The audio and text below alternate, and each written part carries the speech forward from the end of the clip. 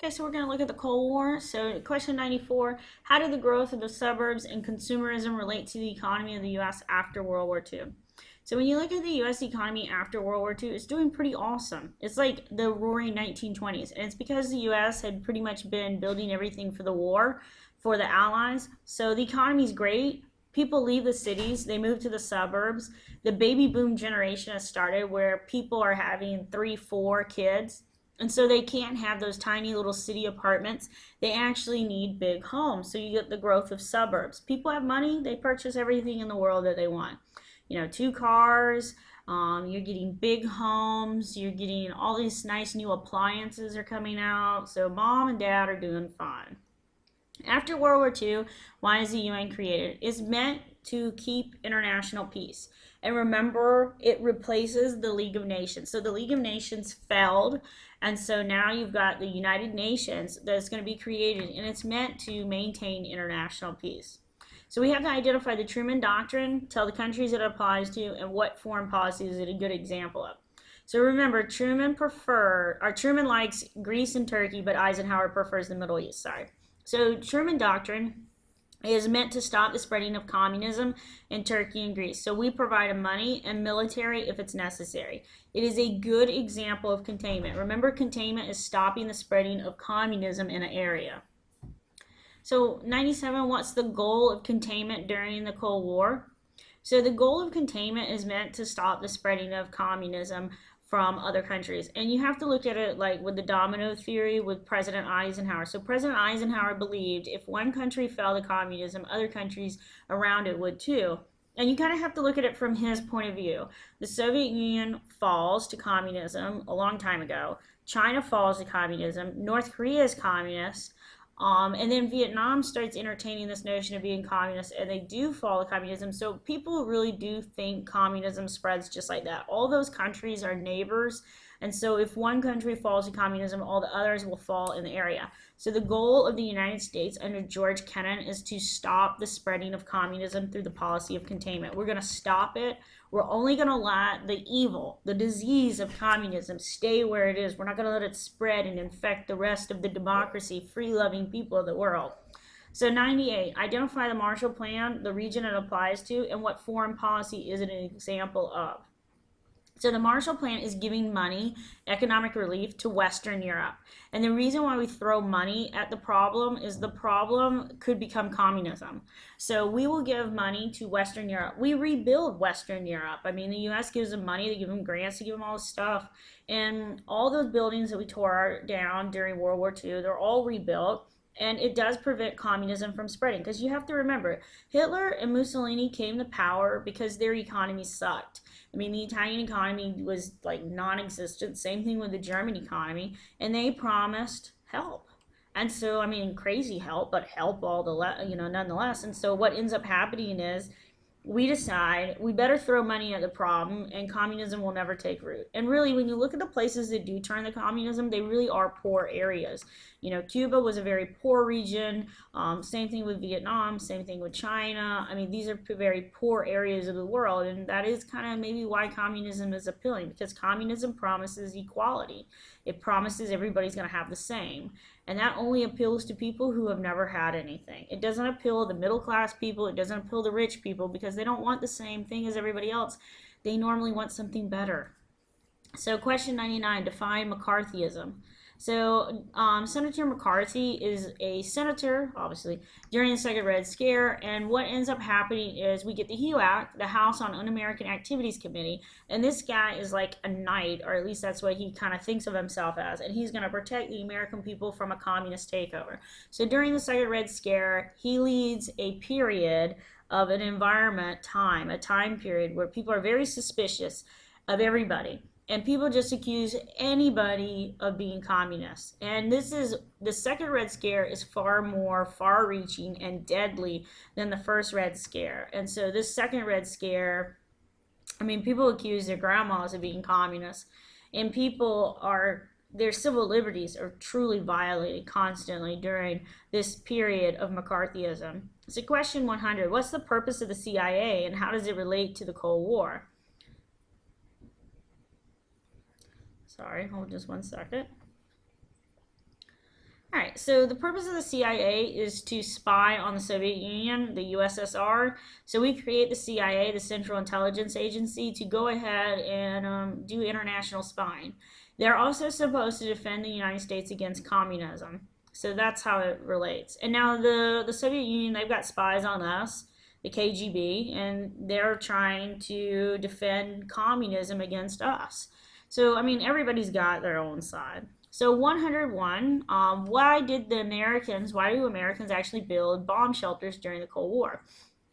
So one of the reasons is everybody thinks a nuclear war is going to happen.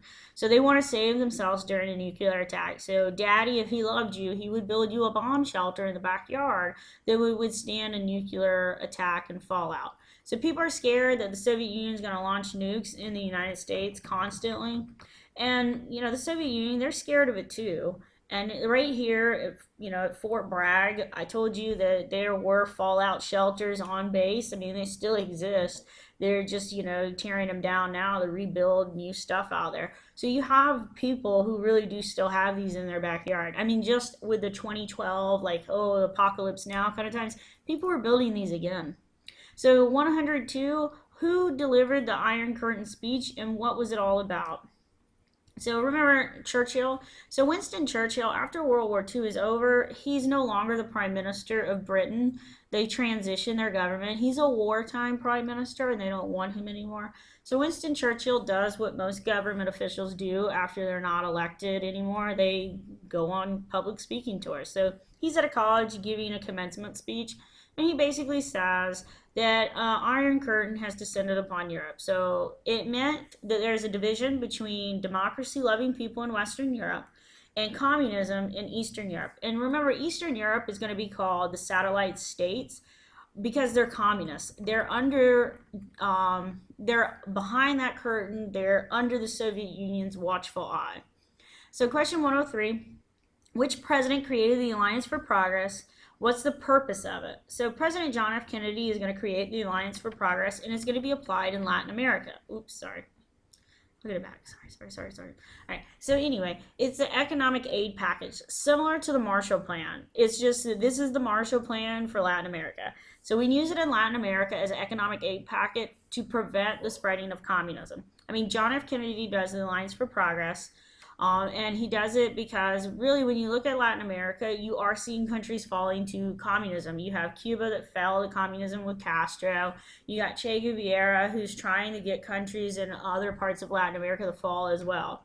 So question 104, when and why was the Berlin Wall built? Who was the president when it was built?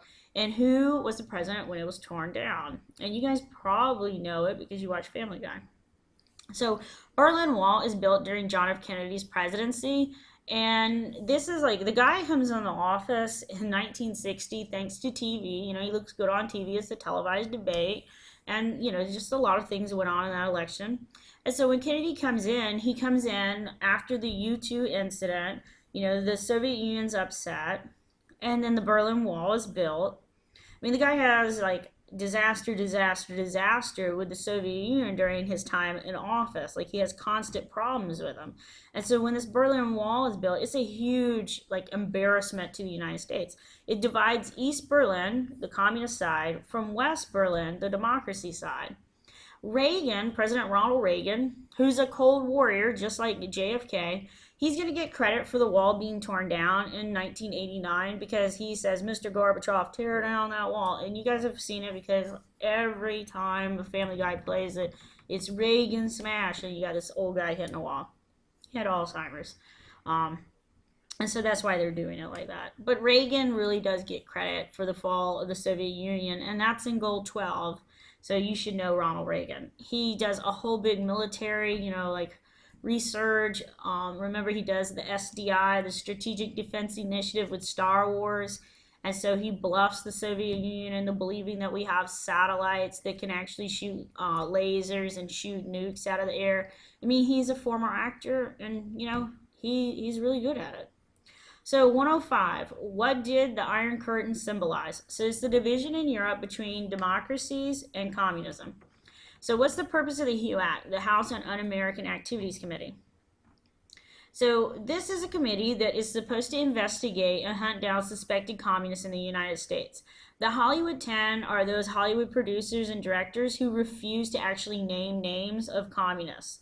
Like, they're known communists, but they're not actually going to name anyone else. They're not going to implicate anyone else. They're not going to snitch, okay? Julius and Ethel Rosenberg, they do go after those two Jewish immigrants. And remember, Julius was passing secrets to the Soviet Union about the atomic bomb. Alger Hiss is the American who's passing secrets as well to the Soviet Union. The HUAC gets a lot of people accused of it, and probably not that many of them are actually guilty, with just a few. What was the purpose, or what is NATO and who supported it? NATO is the North Atlantic Treaty Organization. Still exists today. It's the United States and democracies in Europe. See, North Atlantic, Atlantic Ocean, that's what it's talking about. Okay, so everybody in the northern Atlantic part of the ocean, we sign this treaty. It's a collective security agreement. An attack on one is an attack on all. So when the United States was attacked on 9/11, NATO was enacted, you know, because like we're in this alliance. We declared war on terrorism, and everybody in NATO did too. So what policy tried to limit the spread of communism? Containment. So when you look at the next couple of questions, you see that I gave you all kinds of space because I really want you to write a lot, because why wouldn't I? Because it's me. And I want you to look at just like everything kind of like thrown together. So 107, explain the significance of the cases and what's the connecting concept. What do they have in common? So remember, Dred Scott is he's a slave, and he was a slave taken to a free territory. So he sues for his peace, or he sues for his freedom. Ooh. So the Missouri Compromise, which ruled anything north of Missouri was going to be free, anything south of Missouri was going to be a slave state. This is going to be ruled illegal, and it basically says that slavery can expand everywhere. And Plessy versus Ferguson, remember, Plessy is going to sue because he was told he couldn't sit in the white-only section.